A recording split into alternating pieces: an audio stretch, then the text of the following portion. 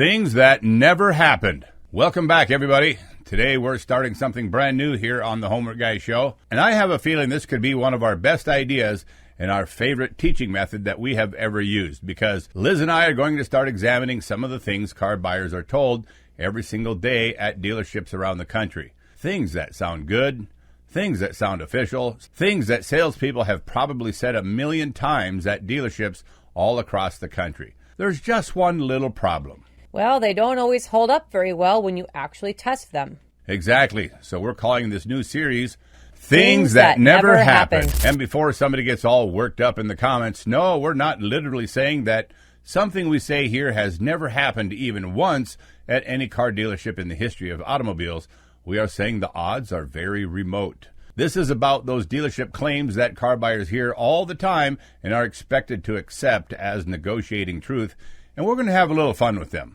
But more importantly, we're going to teach you what to do when you hear them. Here's a quick little run through. Okay, Kevin, I'm buying a car. I don't want to spend all day negotiating, so I'm just going to ask a salesman a simple question. Uh-oh. What's your best price? No.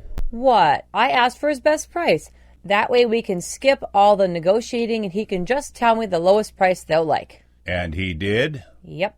He said, Liz, I'm going to give you our absolute best price. On the first try? Well, that's what he said. Wow. Ha ha ha. So before he even knows what you're willing to pay, before you've made a counteroffer, before you've threatened to leave, before you've shopped his number against another dealer, and before he knows whether you would have paid another $500 or maybe even another $1,000, he just voluntarily removed every dollar of negotiating room he had? Well, apparently he's a generous man. Right. Liz. Kevin. Things that never happened.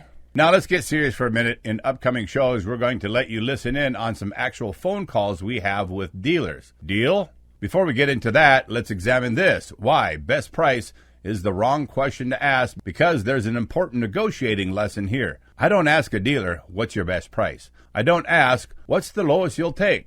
And I don't ask, what's the least you can sell this car for? Why? Because I'm asking the person on the other side of the negotiation to negotiate against themselves. Think about that. Let's say a dealer has a vehicle advertised for $35,000. Maybe they'd be perfectly happy selling it for $34,500. Maybe they'd take $34,000.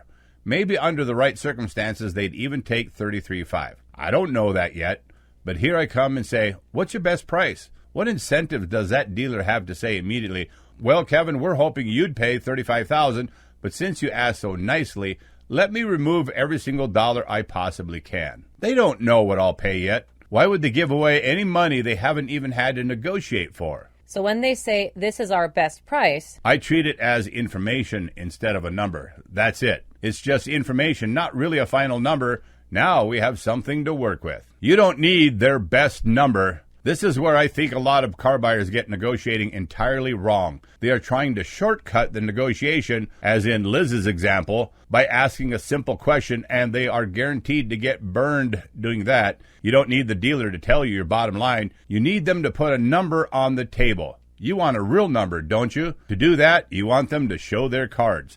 And when I'm shopping remotely, I especially want a clear, itemized, out-the-door number. What is the vehicle price? What are the dealer fees? What add-ons are included? What is in the total? Now I can negotiate something. I can compare it, I can counter it, I can accept it, or I can just walk away from it or hang up on them. But I don't need them to call it their best price, because that label doesn't change the number. But to do all of this, I'm going to have to do some homework. but this really is our best price. Now wait a minute. What if a salesman says, no, you don't understand. This really is the absolute lowest we can go. Then I have a decision to make. I don't have to argue with him. I don't have to say he's lying. I don't have to get angry. I can simply say my favorite negotiating comeback. Thank you, but I'll keep shopping. And then I continue shopping. This is what I do, and this is what our car coaches would do. Because here's something every car buyer needs to understand. You don't have to prove that a dealer can go lower. If their number doesn't work for you, don't buy the car. That's one of the most powerful positions you can have in negotiation. And then there's this one. Okay, but the salesman said he can't really give me his good price over the phone. Oh? He says, come into the dealership and I'll get you the best deal. Ah, there it is. So they have a better price. Yes. And they know what it is, but only if you are sitting right in front of them.